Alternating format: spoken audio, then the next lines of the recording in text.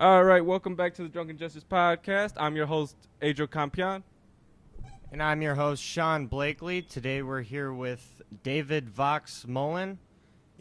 I like that you guys don't say co-host. I'm your host. I'm your host. Like I'm waiting for the tag team match. This is We're great. both it. Yeah, we're tag team and matching the microphone. Is what I we're like doing. It's true. Yeah, I see that. No, it's impressive. You guys are very creative. I can see it. That's one word. Broke is the other one. Shit. All right, bro, let's get straight into it. How long you been doing comedy? Well, I mean, professionally or just in general? Because I think I've been hilarious my whole life, right? But no, I mean The audience disagrees. How Right. No. How about professionally? Professionally, a little over 10 years now. A little over 10 years. Yeah. Before that, I was doing music. Okay, I do have a question that I've been wanting to ask somebody that this could pertain to. So, there have been a couple like real big comics that came from the Chicago suburbs, like or not necessarily as the suburbs, but the Chicago area. Like, Sebastian Maniscalco.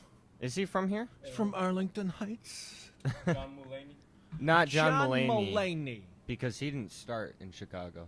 Oh. I think he's in Wisconsin, right? He grew up in Chicago, but he started comedy in New York. New York. And In New York. Kyle Kinane and all those guys. Yeah. Did you do comedy with any of those guys? Did I? No. I mean, I was pretty much centralized to the West Burbs. I mean, I'm trying to think of the people who went off, and I mean, I was friends with Melissa Villaseñor, who's on SNL right now. She obviously did really well because we met through doing like impressions. We were impersonators, and we did a lot of impressions on like Vine, if you remember Vine. Which was like the precursor to TikTok. And who else? I mean, I'm drawing a blank off the top of my head right now. But, I mean, yeah, I've definitely worked with people who have gone on to do things. I've done shows with Hannibal before Hannibal blew up. Oh, that's wait, Hannibal Buress? Yeah. Oh shit, that's Yeah. cool as fuck. Yeah. Fuck No, you. well, yeah, it was a weird skin mask thing. Yeah, no, because I remember before it closed. Which one was that bar? It was in. He did the open mic Hannibal Buress like 4 months ago at a bar in Chicago, Oh, I didn't even know. and people went crazy. No, that's cool. No, I don't know. I did something with him up in Highland Park years ago. So, yeah. That's cool as fuck. Go ahead. Oh, all right. And then in music you did that for a really long time too. Who was like the coolest person you remember like performing with? Oh man. With music. Well, I mean, we did something with Dennis DeYoung from Styx. For the old people out there, my era and older. But we opened for bands like Enough's Enough, but then like there was a time when other bands who had more success than us, like Fall Out Boy, opened for us. Who else opened for us? Disturbed opened for us. These were bands that they were coming up at the same time that we were, and we would do showcases, and we were the headliner, and they were like the front bands who would play early and stuff like that, and they did really well, and we only did so okay, we didn't quite hit that level, but that's all part of it. We did okay though. I mean, like we did that for like 10 years.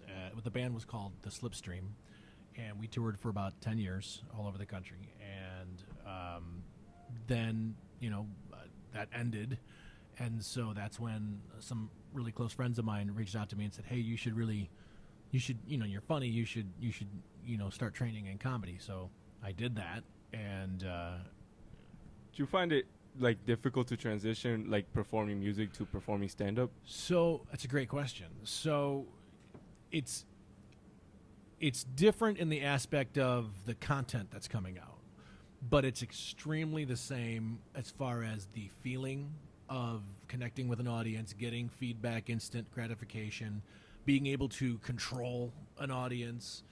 That was the same as rock and roll, and I loved it. And what was interesting for me is I was naturally funny my whole life, but I didn't understand why things were funny. So I had to learn what the hell is a joke. How do you construct a joke? And then and then with like the improv training was amazing because it was, oh, well, now I know what's funny. Now I need to figure out what situations turn them into funny and how to find the funny in everyday situations. And you know, you not to force it, but you can literally find the funny anywhere in anything. So, and that was something that I really enjoyed, learning how to understand the fundamentals of what makes things funny, you know. Yeah, and then, well, improv is different in a way because it's, well, I don't want to say different, but like it was hard, Well, I mean, a lot harder because you're it's different like, than snapped on. stand up, but it's still, there's a lot of elements that match. Yeah. No, and also I was gonna, because you said like instant gratification. I wouldn't, like, how would you feel? Because you could feel it immediately from stand up because you could feel you bombing, you could feel killing, you could feel in between, stuff like that. But then with music, how do you can you tell if you're bombing or not in music? Well, so so very similar to improv is when you're doing stand up, you're by yourself. If something's not hitting, you feel it instantly. You can hear the fucking, you're just literally dying up there, right? Or figuratively dying up there. With music and improv, I had bandmates.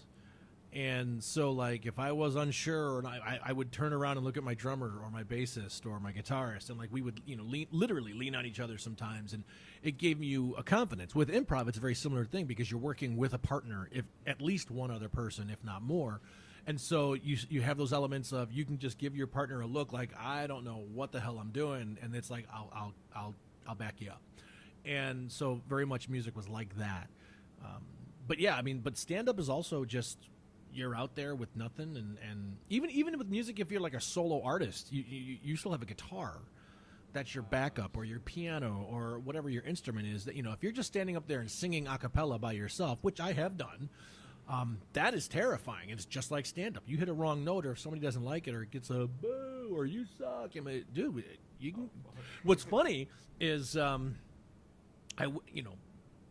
hindsight is 20/20, but like, except maybe for you, but This podcast is over. but like, Take a shot. right. Does that count? No. I just want a shot. Anyway, no, but like there was a show my band played. We were out in Laurel, Delaware, right? And the reason why I know that is because it was a terrible night, and we played this huge summer fest. And we were the headliner, and we were coming from Chicago, and everybody was like, let's see what these assholes are really all about. And we come up there, and I, unfortunately, at the wrong time in my life and career, I was really drunk. And so I was just not singing good, and I was just kind of making a fool of myself, and it was just bad. So the crowd fucking turned on us. Like, there was a lot of people, and they were like, get the fuck off the stage. And like I said, hindsight's 20/20. Like, now as a comic, I'll destroy somebody who heckles, right? I mean, I have no fear. But back then, I didn't know what to do. So I did the ultimate worst thing. The guy gets up on stage, and he says something, and I can't hear him. So I give him the mic like an idiot. No. But I didn't know any better, right? I was just a singer in a band, Yeah. And he's like, I was like, what, this drunk guy? So I handed him the mic. I was like, what'd you say? And he goes, I said, who thinks they suck? And the whole crowd was like, yeah. I was like, oh my God. And so, but like a pro, we finished the damn show. But we had to like get our shit off the stage quickly and like get into the vans and like get out of there because like they were going to kill us. It was awful. And the only reason why, because I'll tell you right now, we didn't suck. The music was great. The problem is I think they didn't know who we were, and other local bands were bumped because we were the headliner coming in from out of town. Our drummer had a kit like Neil Peart's from Rush. Like, it was like 80,000 piece kit. Like, everybody's like, who the fuck are these guys? Yeah. Like, that was the attitude. And so, unfortunately, we didn't know that was going to happen. We didn't bill us and promote us. We just showed up because it was a paying gig. And so it was a rough situation. But again, if I had known then what I know now, I'd have kicked the guy right off the stage. Literally, I would have just fucking, you know, just like, take that, you piece of shit, you know. But that's me, you know. Well, I haven't seen you deal with the heckler when I would see, but I did like whenever there was a comic who just did terrible right before you, you'd go up and just like destroy them for like 2 minutes. I remember you would just kill. I mean that's kind of frowned upon, I guess. But like at an open mic, if somebody's up there who really, you know, just is eating shit, yeah. I mean, because I'm the voice of the audience, right? Like I was sitting in there with everybody else, and I know when it's uncomfortable for us, I'm gonna say what we're all uncomfortable about, and it you know, I think I know what you're talking about. I mean, that was an interesting night, but The drunk guy? The drunk Yeah, guy. yeah. You gotta address it though. I mean, Yeah, you yeah. said it's frowned upon, but like at the same time, you gotta address it, and it's better off. Yeah, I mean, it's uncouth, but in like an open mic situation, I mean, all gloves are off at that point. But I mean, it's hard to say. I mean, there's no real right or wrong way. Everybody's got an opinion. You know, half the industry says you shouldn't do it. The other half says, you know, fuck that guy. I mean, whatever. I mean, when I get up on stage, I want to interact with the audience, and I want them to know that I'm on their side. So that's one thing. I heard this not too long ago, and I love it about stand-up is, and this goes for you guys or anybody who does stand-up, when you get up on stage, the audience wants to like you, right? They want to like you. They do. Most of the time. They really do. Yeah. But they're not sure if you like them. And so what you need to do is make as safely as possible, convince them, hey, no, I don't fucking hate you people, right? Like there are comics out there who fucking hate the audience, and it's like, well, that's why you're not getting anywhere, and that's why nobody likes you, because you don't like the audience. When I get up on stage, I am not only so happy to fucking be there, but I'm so happy to see people and interact with people, and I'll talk to people, and it's like, look, folks, I am so happy to be here, just to get to be here now, and the fact that you're even listening to me, like what can we talk about? What can I do to entertain you? Like that's what it is, and I feel like that's a comic's real job, is to convey to the audience, hey, we're similar, you know? Yeah. I mean, just be relatable, and you know, I have a lot of material because I found out that I was diabetic a few years ago, and so I've been doing a lot of diabetes material because it's unique to me and it's my life. And not everybody in the audience has diabetes, but there might be one or two people. Let's be honest, it's America. There's probably like 20% of the audience probably has it, especially here in the Midwest. But yeah, and so like I find that I connect with people on those things when I'm doing stand up. I find that I connect with people like that. With improv, man, that's a whole different animal, and it's, oh my God, I love it when I get heckled in improv because I'll just fucking destroy people, man. I do. I mean, I'm kind of known. I'm not trying to like tout my own shit, but like I'm kind of known in the improv community as being like the heckle monster. Like if somebody's in a show with VoX and somebody's heckling, they all just look at VoX like, what's he gonna do? Like, cause I come up with fun and clever and creative ways to just destroy somebody, and at the same time, I don't want them to have a bad experience, right? Like, so right. I'll fucking destroy you, but then I'll like give you a smile at the end, or I'll laugh a little bit, just kind of let you know that, hey, we're in on the joke together, you know. And that's I see The Rock do it all the time, where he'll get like real serious with somebody and then he'll like smile at the end. It's like, okay, yeah, it's letting you know like, oh, it's okay, everything's all right. Like I don't really think you're an asshole. Other comics would, but me, no. I mean, you don't know any better. You think that you're helping the show or whatever, and it's like you're not. But you know, I'll politely inform you in a way that's fun, clever, makes people laugh, and shouldn't make you feel too bad, but you know, also get you the point of, you know, you should shut the fuck up. Yeah, puts them in the place. But also yeah, because that's my biggest pet peeve with like comics. Sometimes when I'm about to follow somebody and they just burn the room because they deal with a heckler the wrong way, when they just start yelling and shouting at them. Yeah. I brought this up before. He knows who I'm talking about. Hey, if that was me, if I had to follow somebody who just, you know, dead in the room because of the heckler, I'd look for the heckler. I'd come on and be like, hey, who got yelled at earlier? Who was that? Oh, and I would. That's what annoyed me, because they walked away after he just started yelling at them. They left. Oh. So Not like you could look for him. Yeah. Shut your ass up and listen for them. That's good. Yeah. Yeah, no, and so it does. That's one of my biggest annoyances, when somebody just starts yelling without dealing with it right. Yeah, no, for sure. I mean, it's a weird universe that we're in, man. I mean, it's just the overall concept is odd. Like, hey, let's get a group of people to come together, sit down, and agree that they're gonna be quiet and listen to you come out and just spill your thoughts and your perspectives and your opinions. It's a weird thing in general, right? Yeah. Go ahead. I'm sorry, I didn't want me to. But I'm trying to come to this like idea, and I want to, because you've been in this for 10 years, so I want to know if I'm wrong about this. But like, in a weird way, do you think it's necessary for a comic to kind of separate themselves from the crowd? Like that's why they have green rooms in separate areas. Yeah, So like, I mean, yes and no. Yes and no. I mean, it depends on what level you're performing at. If it's like a showcase where you're being promoted and let's say you're brought in, you do want to have a little bit of that Colonel Tom Elvis aspect of you can't get to me. You can't, because there's you want to create a line of inspiration. People look at you and go, wow, I can't do what they can do. Yeah, I wish I could do that. And I've had people close to me say to me, with music, like, I love watching you play music because I can't do it. Or I love seeing you do comedy because I can't do it. There's a lot of people who cannot do what we can do. And as comics, I think we should accept that and kind of take that on. Like, hey, that's a superpower that we have. Like, we're unique. Mm-hmm. But at the same time, there's also something to be said for when the show is done. I like mingling with the crowd. If not all comics are into that, and that's fine. That's fine. And especially when you're like a nationally touring comic that does it all the time and they meet so many people, I can understand where it gets to be like, this is ridiculous. But if I'm being honest, that's what we always dreamed about, right? As being celebrity dumb or having any level of fame is to always...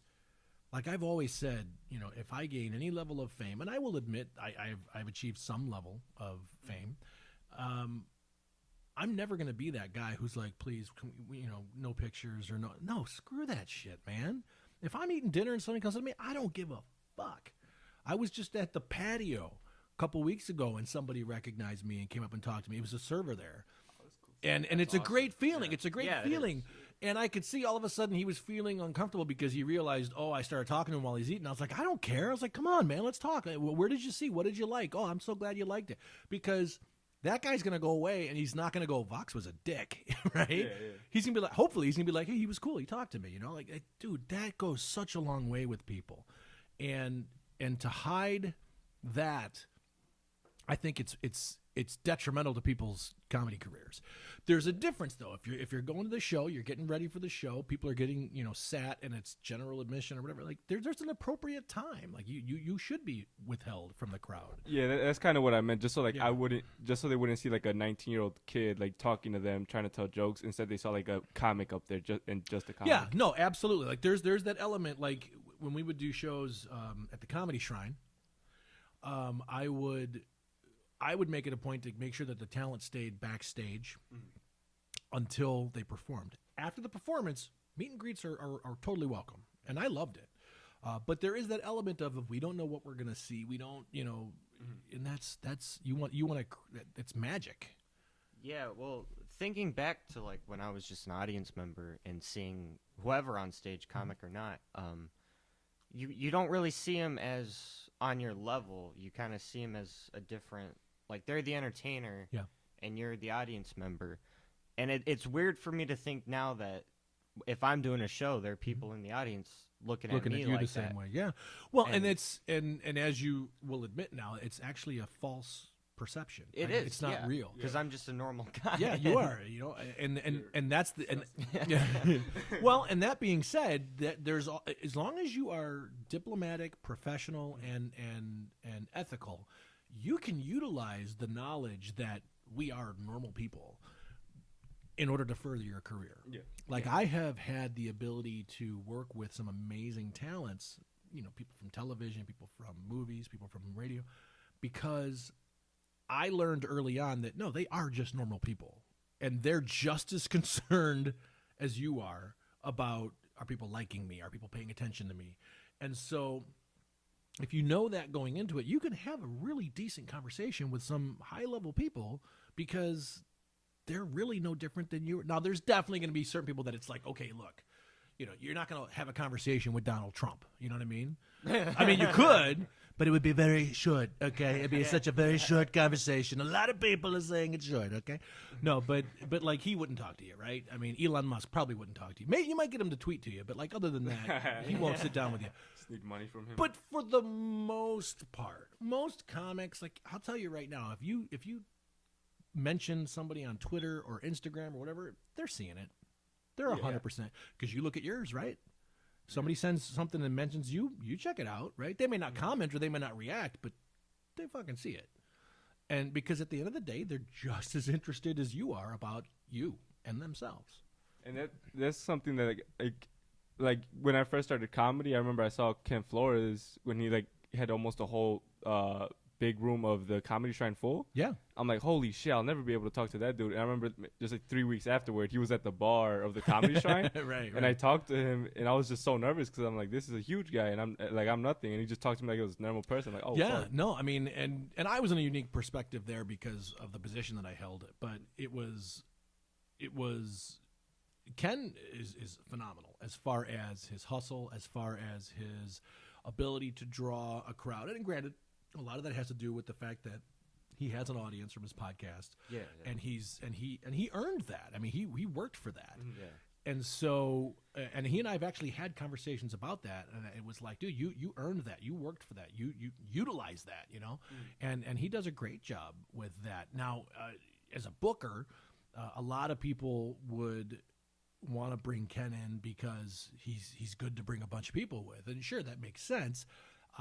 But at the same time, you also don't want to, and this is not disparaging to Ken, but just for business, you don't want Ken there every week because A, that's not fair to Ken, and B, it's not fair to his audience, right? Mm-hmm. Like Ken's got to have some time to build up new material. Ken's got to have some time to, do what his material is in other areas, right? And so, yeah, and I love Ken. He's great. In fact, I just talked to him the other day. He's a really cool guy. Yeah, that's cool. Yeah, because because you were the one who gave me the first chance to produce a show in the Shrine. I remember. Yeah. Yeah, and I remember like I knew already that I had to wait at least 4 months before I could produce that show again. Because like, there's no way I could get, even though he brought a lot of people that time, there's no way I could get him to do it that another like just monthly even. Yeah, well, I mean, and he and I even toyed with a monthly thing, and he even was like, no, I don't think I want to do that. Again, that's why I think he's going to continue to go far, because he is thinking like that far ahead, and that's what we all need to be doing, is thinking steps ahead of ourselves. Yeah. And I wanted to talk to you about because where you were talking about where you kind of like they're the entertainers and I'm the audience. Mm-hmm.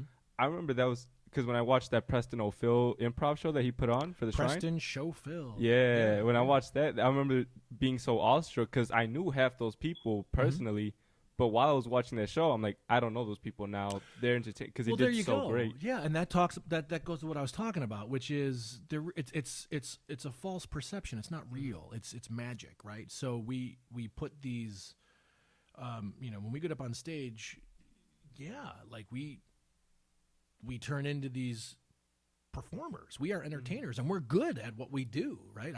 I work with Preston all the time, and when we get up on stage, man, you can put us up against anybody. I mean, we're ready, but then not everybody gets the luxury that you had, where you hang out with us afterwards and we can bullshit and talk, and it's like, we are normal people.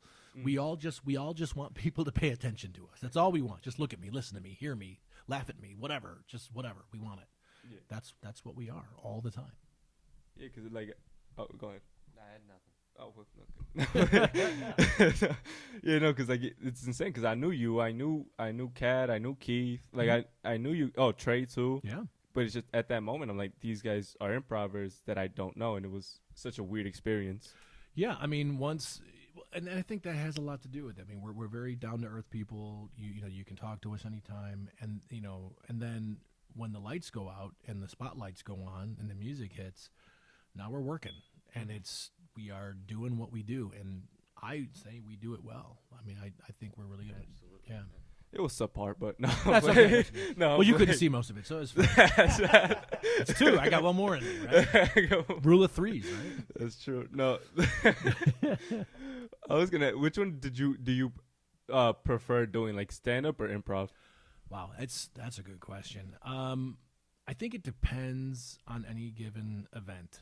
I love improv because I don't want to say it's easy, but it's easy when you have really good partners. And so improv, there's no preparation. You just get up and you go, right? And damn it, you can put on an entertaining show if you've got good teammates. And so I love that. It's just a different mindset. So with stand-up, it's a whole different thing. It's a lot of heavy lifting. It's a lot of, I have to make these hit. The inflections have to be right. The timing has to be right. But again, I think if you go back to what I was saying earlier, which is just try to let the audience know, hey, I'm with you guys.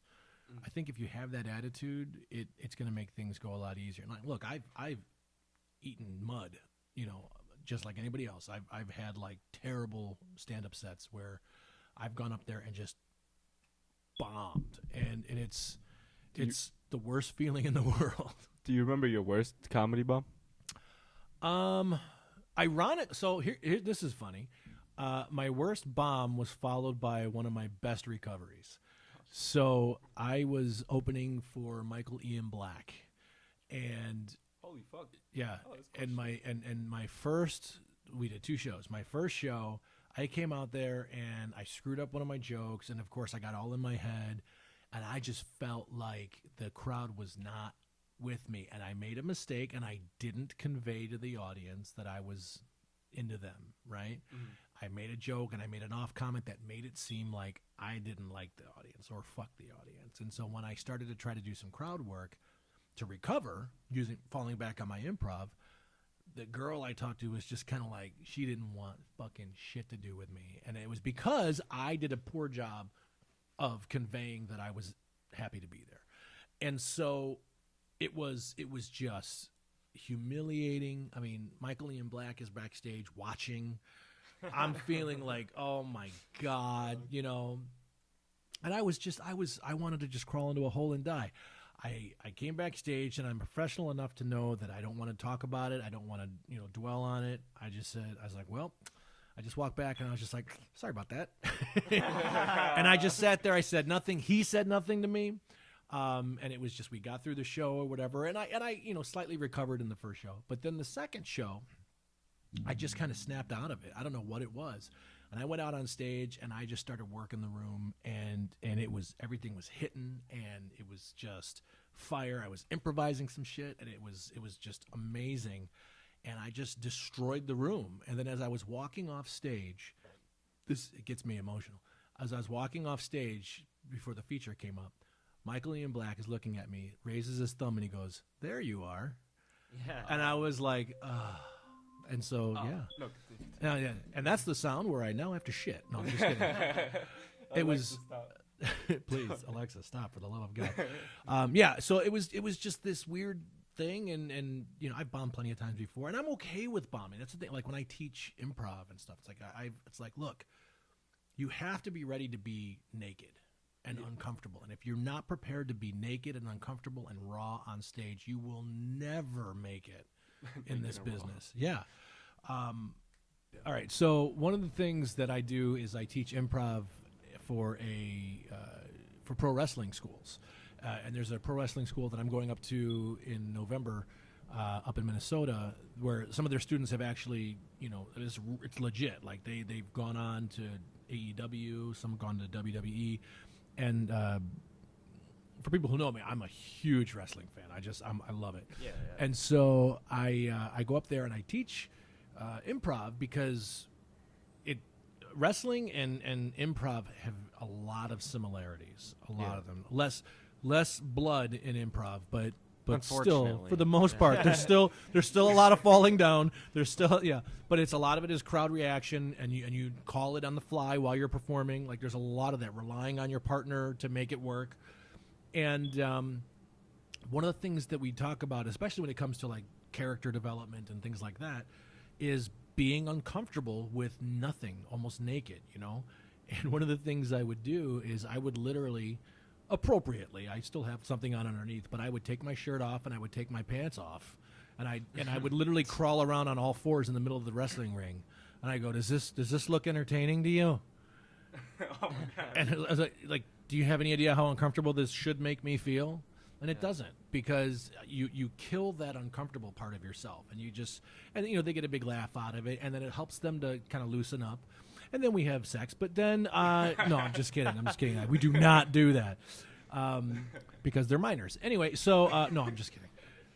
Yeah, but it's just all about not being afraid of uncomfortableness, not being afraid of silence, not being afraid of going out there with nothing. And I think that's what I love about improv so much, and that's where the dichotomy between stand-up and improv is, because with improv, I can go up with nothing.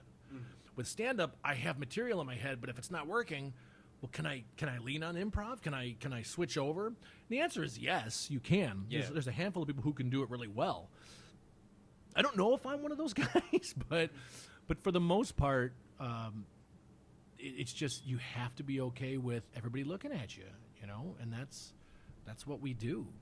I think that's something that improv helped me, that like really brought me to a better place with stand up, was where like once I started doing improv, I'm like, okay, now I don't have to. I'm like, I've already done everything possibly that could I could be embarrassed about on improv. Yeah. Anything I do on stand up is not going to reach that level. Yeah, and you have to keep reminding yourself of that, because we forget. But it's one of those things where man, I'm telling you, confidence is 90% of the work. Yeah. It really is. In fact, my wife and I were just talking about this last night, because again, big wrestling fan, and I happen to know a lot of the wrestling people. I'm not trying to name drop, but I over the years I've always wanted to be a wrestler, and I never went down that road. So I've always watched with a passion from afar. And so I said to her, it's so funny that, you know, half of these guys who are doing things that I wish I could do, and they're so insecure. They're so like, oh, I don't think people are going to like me. And it's like, oh my God, you're already on TV. You're already doing things. Yeah, you're there. And it's like, dude, I would murder a small village of children to be able to get what you have. And it's like, oh my God. But then I said, that's the difference between wrestlers who are at that level and then, like, say, The Rock or John Cena or Hulk Hogan, is people who are just confident, and they're just like, I'm fucking taking it. And that's the difference. And so when you have confidence, and I would argue that you were saying improv is what was helping you with that, it makes your stand-up just a billion times better. And I wanted to bring up, like, you did an interview with John Cena. That's right. On your channel thing, and I'm like how did he, like, I don't know how to even phrase it, but like how did that feel? Yeah. No, it was cool.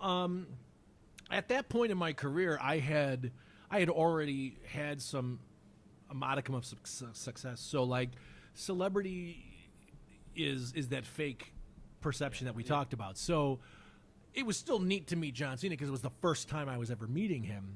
And it's interesting because my wife and I were dating at that time, and we went to his debut in Chicago. We were there the night he came out and was introduced to the WWE Universe against Kurt Angle. And so So when he still had his chains and he would come out with the rap, it was before that. It was before that. Oh, that was the gimmick that he did after that. But he was just a newbie coming out, and he wrestled Kurt Angle. And usually the new guys don't get any love from the crowd. There was something about John that the audience in Chicago at Allstate Arena, or Rosemont Horizon if you're old like me, but they were so behind him because of his confidence that they were actually chanting, "Let's go, new guy." Like, they were cheering for John Cena. They don't even know his name. Yeah, go. They were just like, "Let's go, new guy." It was hilarious. I was like, this has never been done before. This is great. But that's what it is. Like, I remember seeing The Rock, and I remember going, like, back in, like, 97, 98, when he was still, like, Rocky Maivia, and he was turning into The Rock, and he was doing things on screen and with the mic, and I'm going, my God, this guy's got it. This guy has got it. Yeah. Before even the universe knew who The Rock would become. Now, nobody knew he would become what he became. But I remember seeing that going, okay, this guy's got it. And I'm not touting, but it was just real recognizes real. You know what I mean? Like, there's a confidence level that's there. I have that confidence level, and it's not arrogance. It's I've been performing on stages since I was a toddler. Yeah. I've been singing in musicals and plays and in church and in choirs and in festivals. I mean, and then in rock bands in high school and then college age. And so, like, I have been on stage for more years than I haven't. And I take that with me into the comedy world. So, like, being on stage has never been a problem for me. Yeah. Never been a problem for me. It was just my passion is I want to be entertaining. I want to make sure that what I'm doing is good and people are into it. That's all. And I wouldn't call it arrogance either. I would just say, like, it's you're treating them like humans, which I probably prefer over, like, people fawning over them. Yeah. No, for sure. For sure. Well, and you kind of need that confidence. I mean, that's one thing. You need almost a bit of arrogance to you, because There's a little bit. Yeah. I recognize that I have it. I mean, without it, I wouldn't get up out of bed. I would just, I don't want to do this, because nobody in their right mind would do what we do. Yeah. Because that's what I've noticed between, like, I'll do the same material and I'll bomb with it and then I'll kill with it. And for a while I was like, what the hell was going on? And I went and looked back at my confidence, whether or not I felt that material was going to work, and whether or not how I was feeling the night completely changed whether or not it did well. There's nothing worse than doing something, doing a bit, and having it kill one night and then having it never kill again. Yeah. That's when you have to stop and go, I think maybe this bit's not going to work. Yeah. You know, that's the hard part. And then killing your babies, like, that's the hardest thing, right? Yeah, Although it's a lot easier in certain states. But but like, how do you let go of things that you think are brilliant? You know, I mean, and when I started learning how to be more open, and improv helped me with that when it comes to writing. And you know, I remember writing jokes and then having other comics be like, "Hey, man, can I punch this up for you?" I'm like, "All right, sure." The old me would have been like, "Fuck you," you know? No, I will listen to everything. And honestly, I've taken jokes from bits from people who were like, "Hey, you should do it like this," and I'd be like, "That's better." Yeah, that's absolutely better. And so I run with them. I mean, it's honestly, there's so much negativity in comedy. I just don't want to be a part of it. I just don't. Comics are always going in on each other. I don't play that game. I just don't do it. It's not worth it for me. I play it too much. But I was going to ask you something, because I remember Oscar El Cochillo once saying, like, on a podcast, I forgot which one it was, but he said, like, you have to be a little narcissistic to be a comedian, because you have to think, I'm so funny, these people want to pay to see me. Sure. I'm sure there's a part of that. I would also flip it on its head a little bit and say that I don't necessarily think that's what all comics are thinking. I think a lot of comics are going, am I fucking okay? Like, I think this. Does anybody else think that? Because I feel like maybe I'm not okay, or maybe something's wrong with me because I think this or I think that. Yeah. So I think there's a mixture there. But listen, I know I'm a narcissist for sure, for sure. I mean, when I release an album, I'll listen to it. It's like, I want to hear it. I'm like, I worked on that. I want to hear it. Yeah, that sounds good, man. Like that, dude. I get it. I get it. Well, yeah, because like we kind of have to go deep into ourselves and see what's in to like we pay a lot of attention to ourselves to write these jokes, to see what our opinions are and see what our biggest insecurities are, so we could write about them. For sure. And how fucking weird we are that we have these insecurities that most people would not dare tell anybody about. And we're like, you know, one of the first things I do on stage is it just me, or is it not normal to black out when you're coming in the shower? I don't like, it's, you know, and, okay. So I am not dying. Okay, good. But like, it's weird. And because that happened to me. And it was like, I started blacking out. I'm going, am I fucking dying? Is this it? Right. I'm going to die in the shower. Right. This is how I'm going to go. And that was real, right? So I brought it out on stage. What a shitty way to be found. Well, you say that, but like if I finally reached the age where I've got enough health problems now that I don't lock the bathroom door anymore because I'm afraid that I'm going to die and I'm not going to get found. So I want to make sure the doors are unlocked. Yeah, that's real shit, man. That's what it is. I'm always in blackout mode, so it doesn't matter. But I'm sure people out there, I hope, and it's not just me, but I'm sure there's people out there who can relate. So so you connect on that level. But that is kind of like, I felt like, at least for me and some other comics I've known, like kind of the first hump of being a good comic, the first obstacle is looking in yourself and thinking what jokes do I want to do, and who am I? Yeah. Who am I on stage? Because that should be the real you. Yeah. Because the audience will know if you're not. Yeah. you. I mean, when I've only been successful when I've been me. Yeah. When I do a put on, or if I'm mimicking something else. And listen, there's times when I get nervous or insecure where I will lean in on a character-y type stand-up, and I hate myself when I do it because it's not me. I may get the laugh, but it's like, oh, you couldn't do it by being you, you know. Yeah. But at the same time, I mean, you're dealing with, it's that feeling again of, can you be vulnerable in front of everybody? Yeah. And I think we're all a little fucked up. And so we like that in some weird way. Here, look at my pain. Here, look at my, it's cheaper than therapy. Yeah. But look at what's fucked up about me, you know? And maybe accept me. I think that's what it is. We want the audience to give us justification for being fucked up. We want them to laugh, which makes it okay that we're insecure or we're vulnerable or uncomfortable. If that makes any sense. I could be talking out my ass right now. I don't know.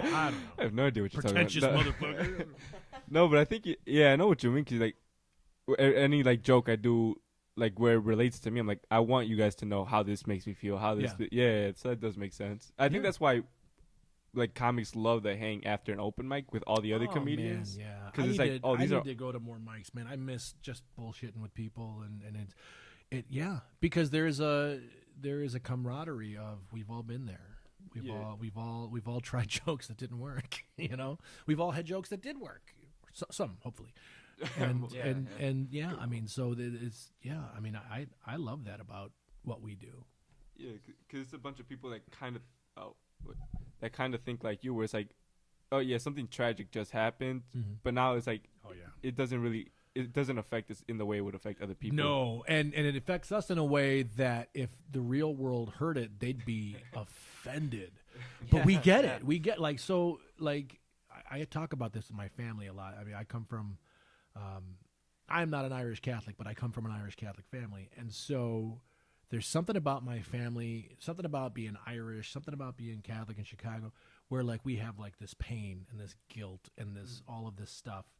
And whenever we have death in our family personally, we cannot not make jokes.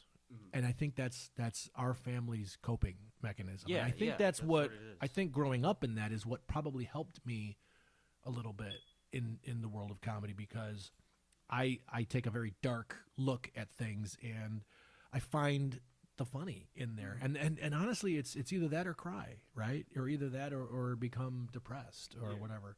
And so whenever somebody in my family dies, man, it's always a race to who can make the funniest joke. And I love that. And honestly, I mean, again, like if anybody were to see our group chats in our family, it's like, oh my God.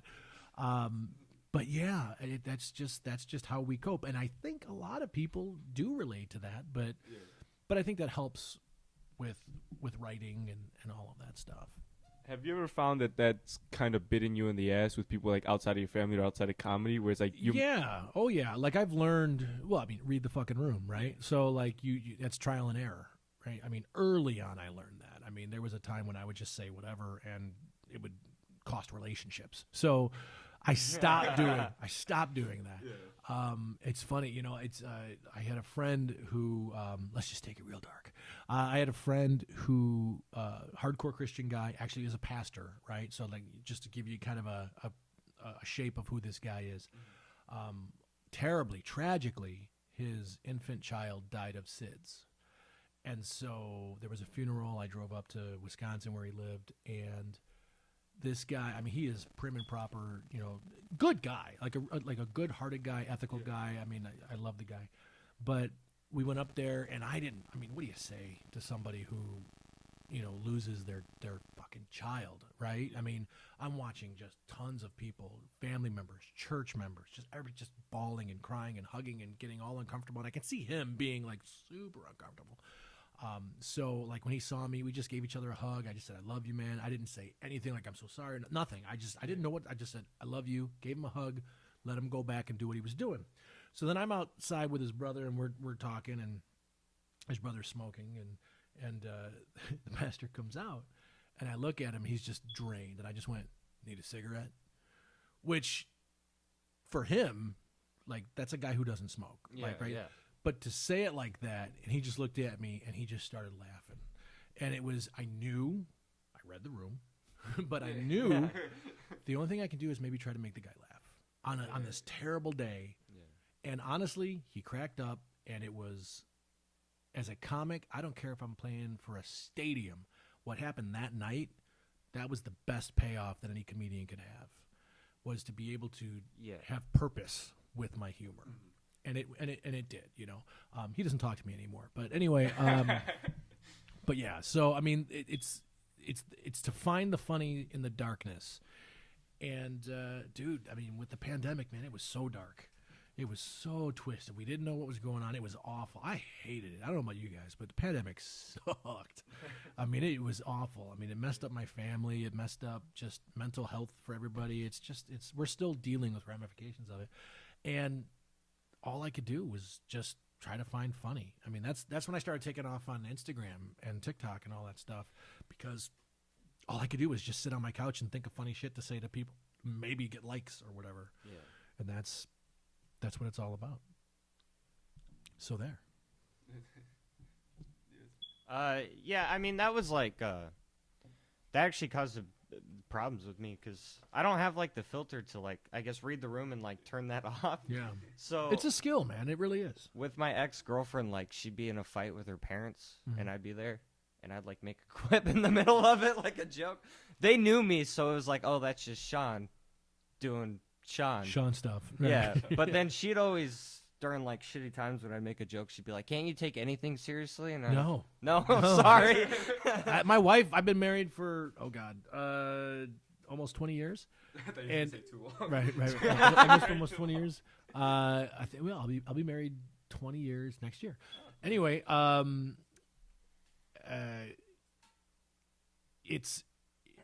I cannot be serious. So, and I'll get that. Does everything have to be a joke? Yeah, it kind of is, because otherwise I'm curled up in a ball somewhere. Yeah, it's right? more fun that way. Yeah, it is. Or you're yelling and arguing. It's better just do it a joke. Oh my God, I can't tell you how many arguments I've had with my wife because she wants the last word, and I understand that she wants the last word, and she'll say something, and in the back of my head I'll be like, I will give her the last word on this one. I'll let her say her piece.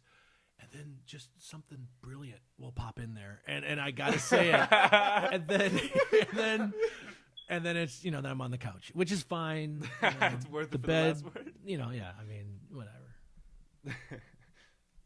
Holy fuck. Yeah, and also, like, do you ever hate it when like a kind of like a national tragedy or not, like a whole national? It's on the news. It's a tragedy.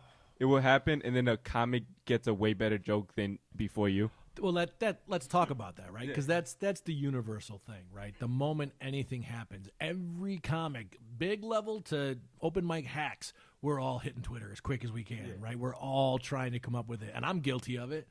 And yeah, I mean, I've had some doozies. I've had some where I'm like, I cannot post this. like I've had some really good ones, and it's just like, no, I cannot post this. Save it for the group chats. Yeah, exactly. Yeah, exactly. But yeah, there is that element of, I mean, again, like I've made jokes that were brilliant, and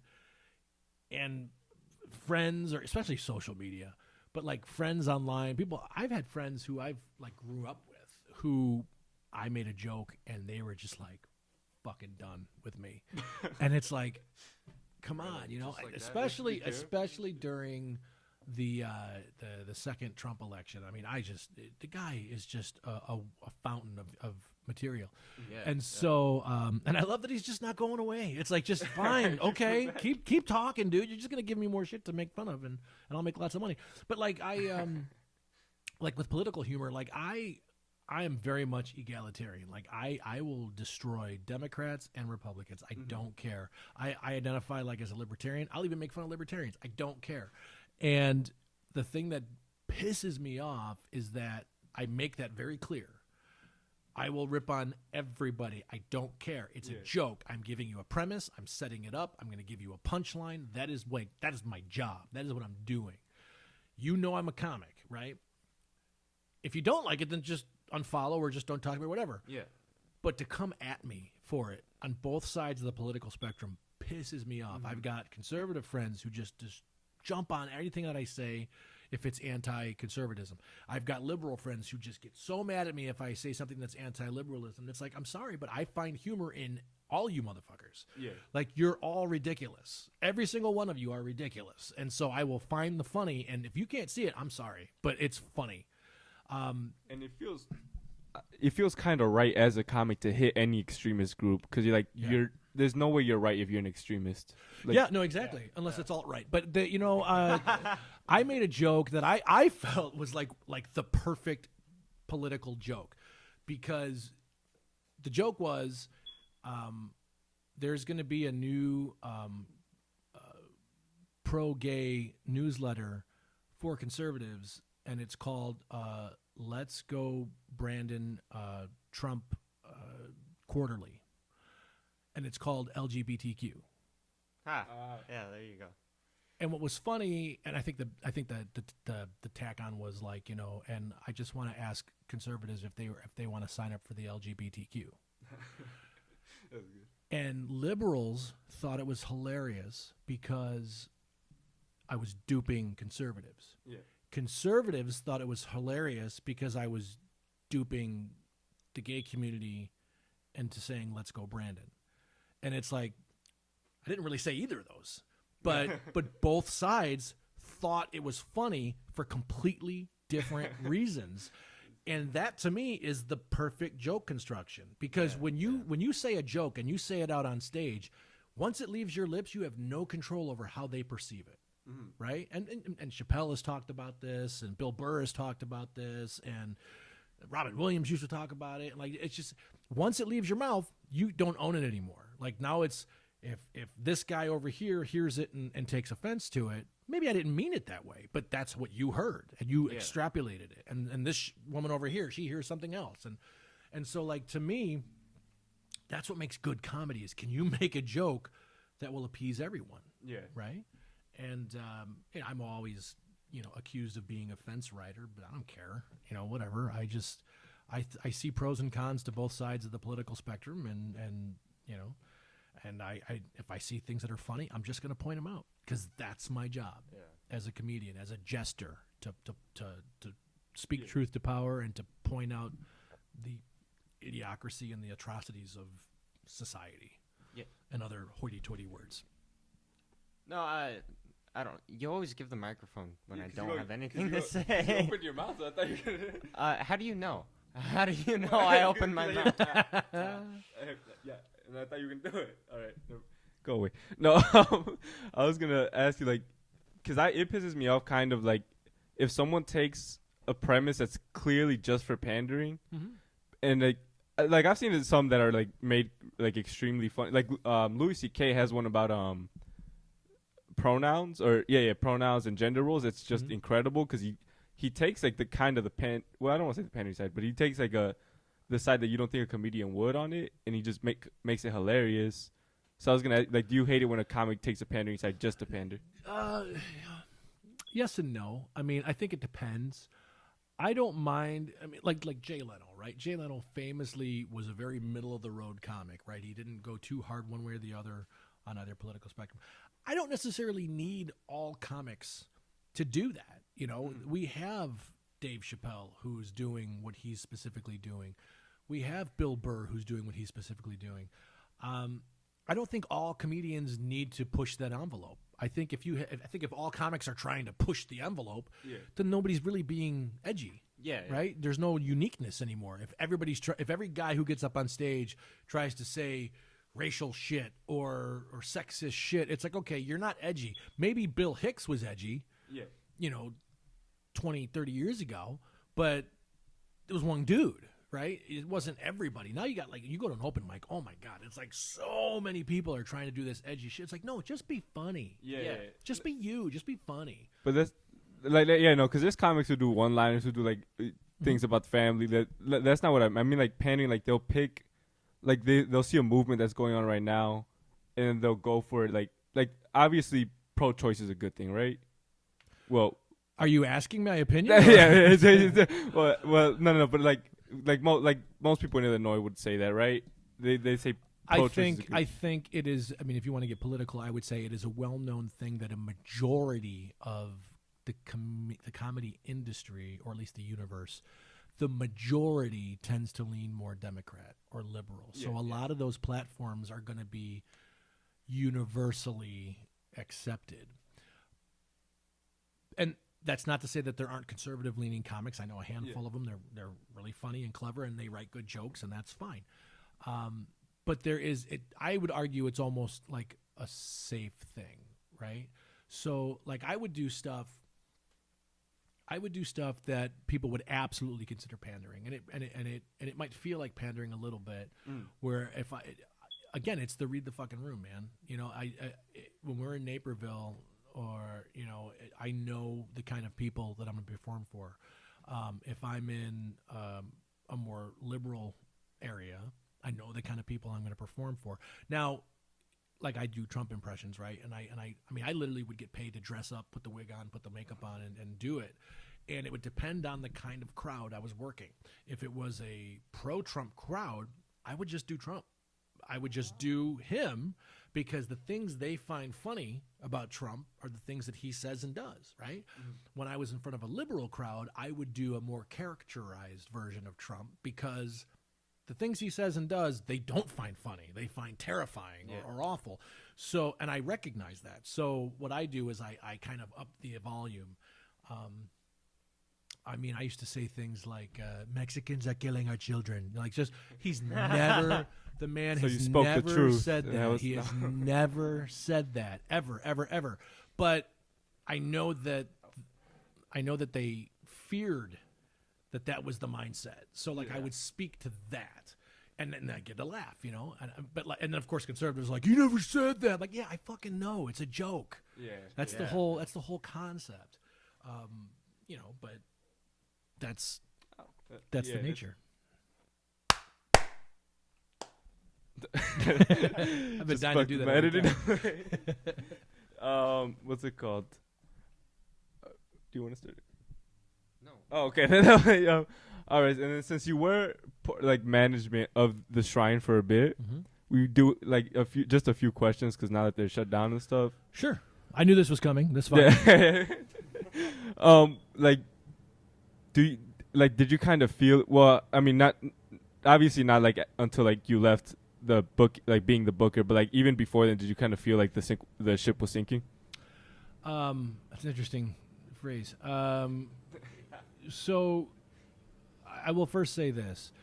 When I stopped doing music, I went into a pretty bad depression. And I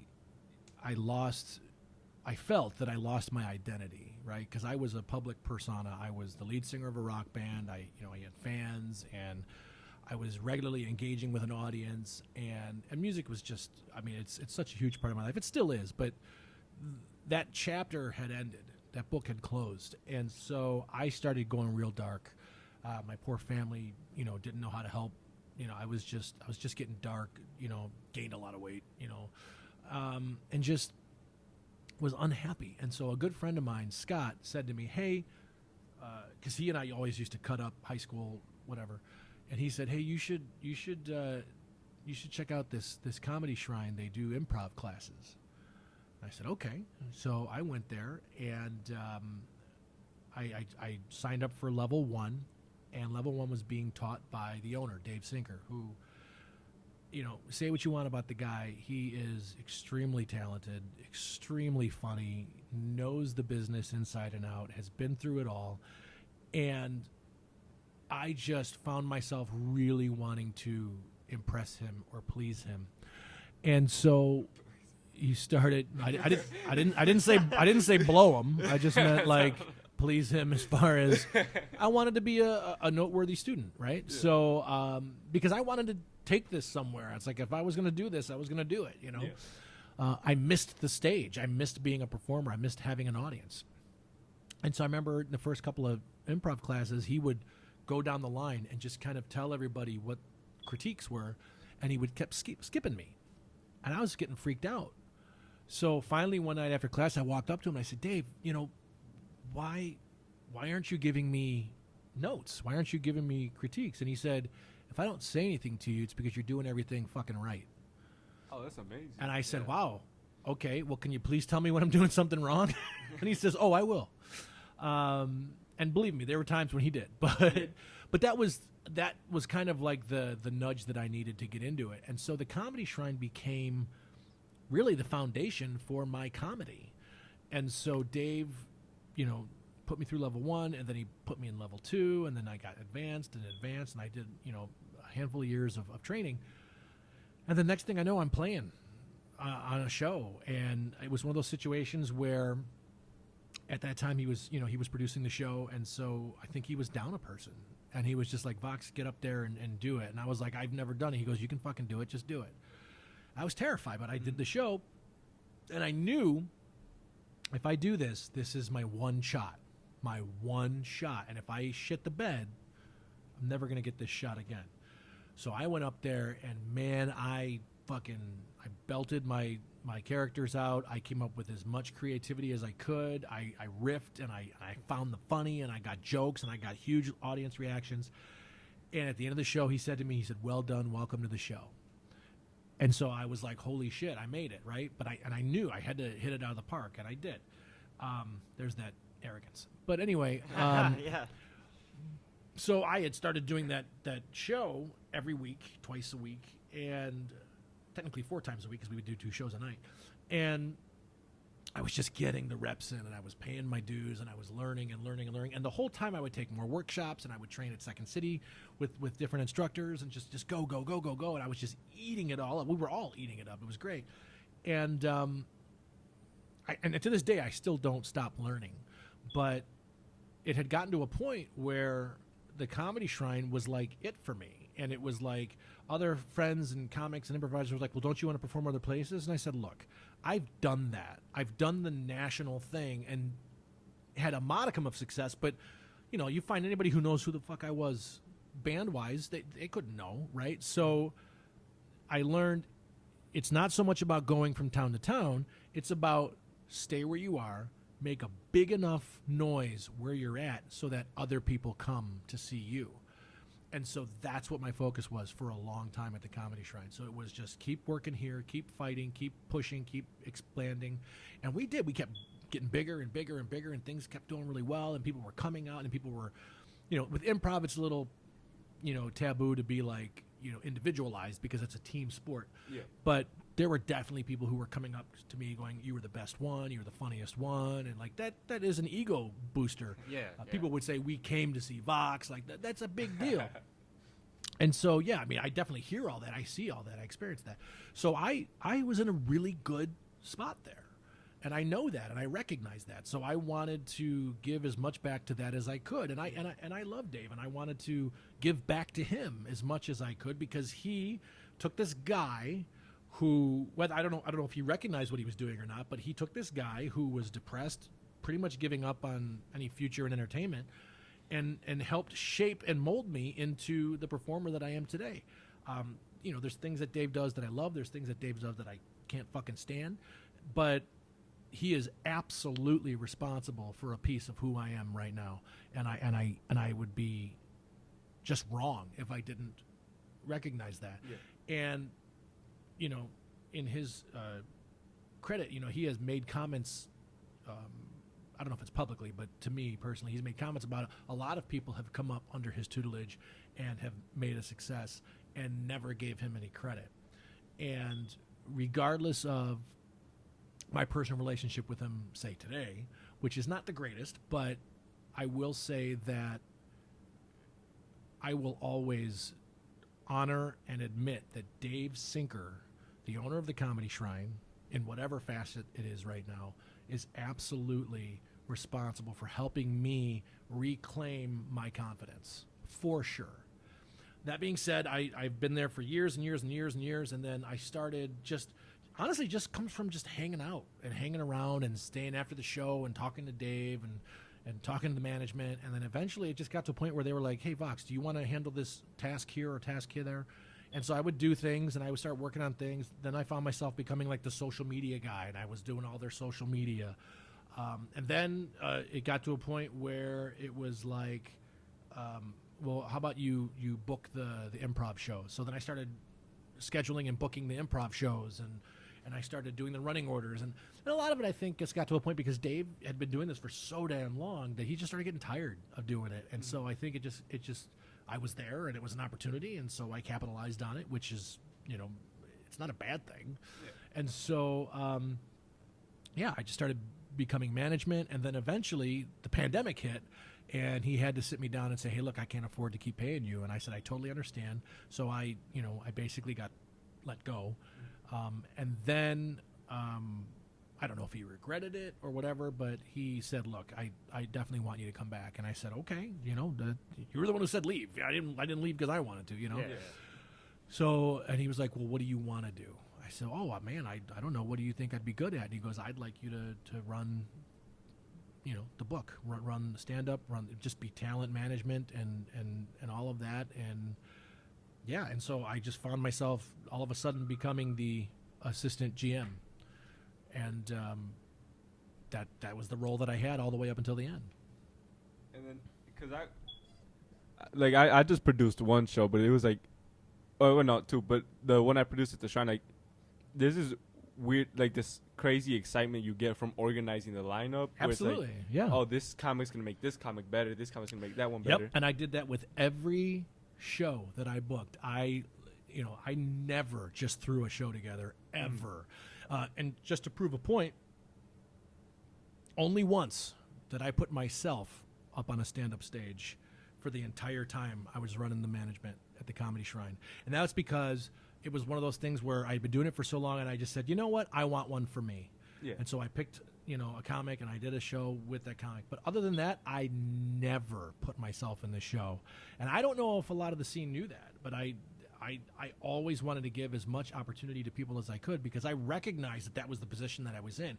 And I knew that there were comics who were looking at me going, this fucking asshole won't book me. And it's like, it's not that I won't book you, it's that I can't book you because of X, Y, Z. Yeah. And there was a lot of different reasons why I couldn't book somebody. Very rarely did it have to do with their talent.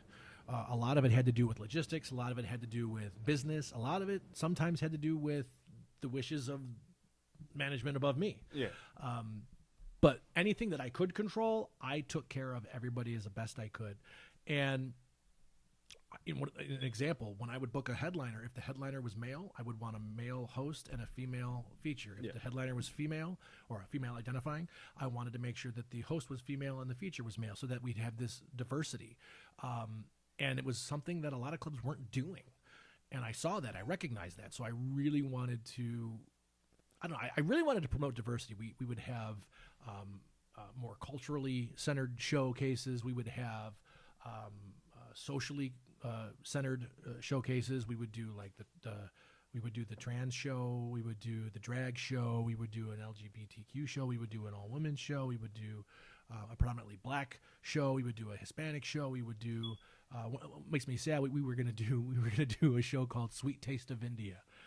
And it was going to be three of arguably the funniest Indian comics in Chicagoland, and it would have been a big deal.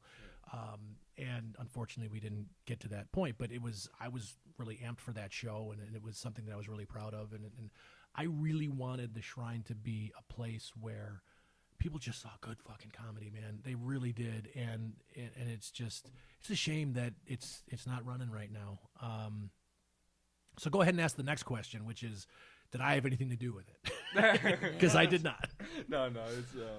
No, I actually stepped down from the position because I was having some personal issues in my family.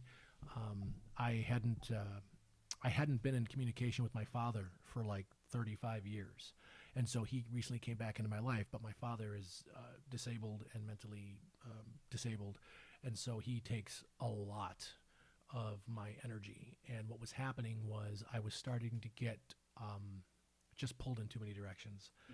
And as much as the money was good, as much as I loved the position of authority that I had at the Comedy Shrine, I felt like people respected me. Maybe it could have been bullshit, just because they wanted a spot. I get it. Yeah, there was definitely some of that, but I could recognize that, and I could tell the real from the not real. But it had just gotten to a point where I couldn't keep up the same pace, or it was going to kill me.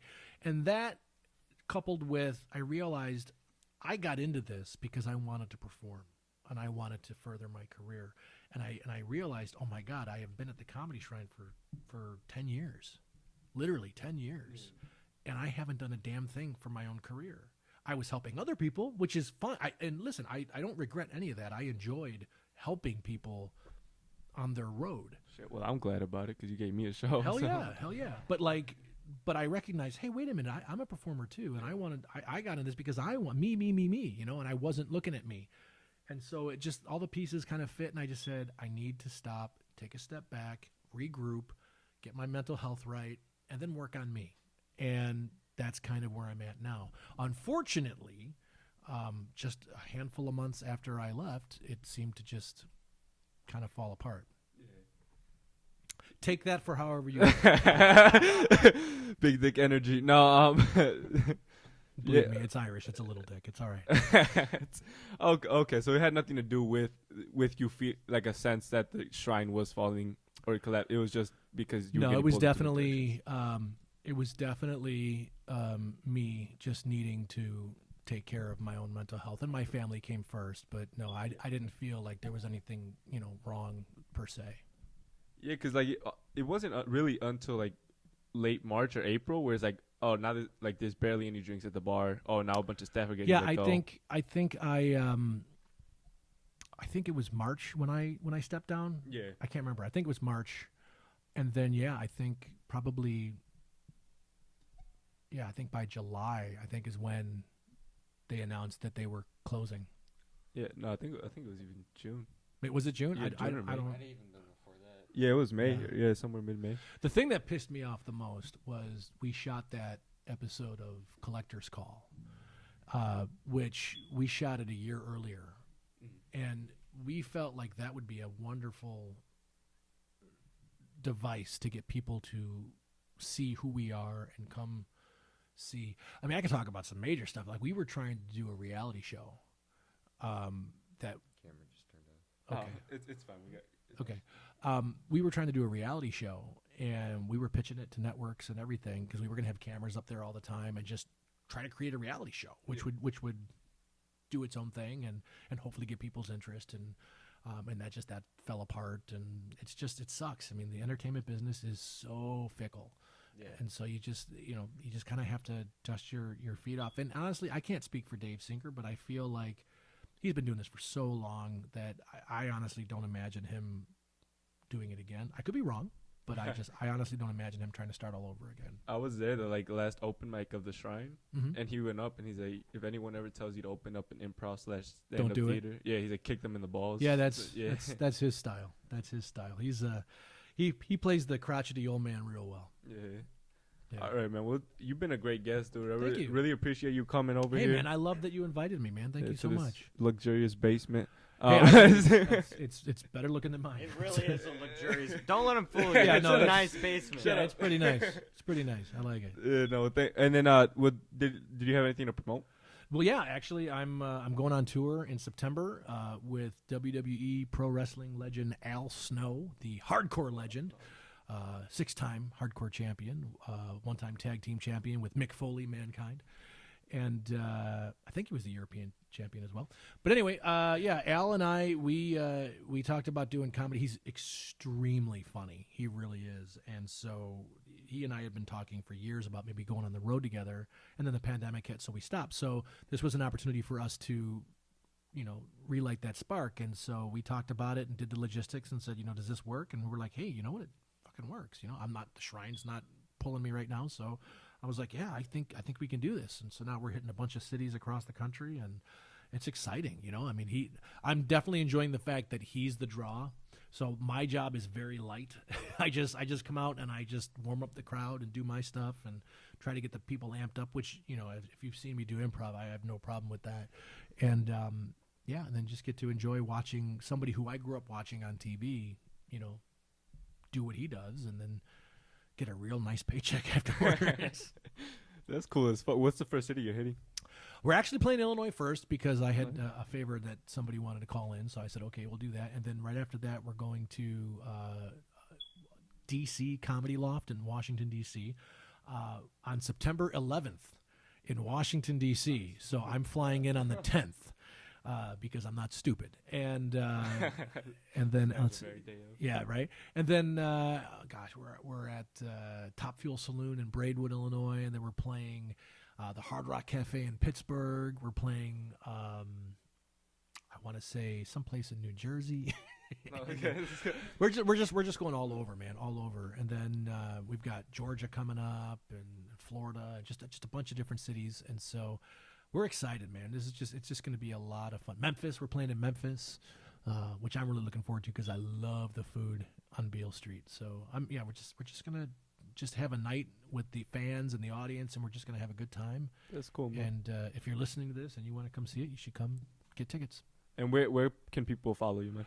You can follow me on all social media. It's at David VoX Mullen, DavidVox Mullen, on everything. Instagram, Twitter, TikTok, Facebook, OnlyFans, whatever.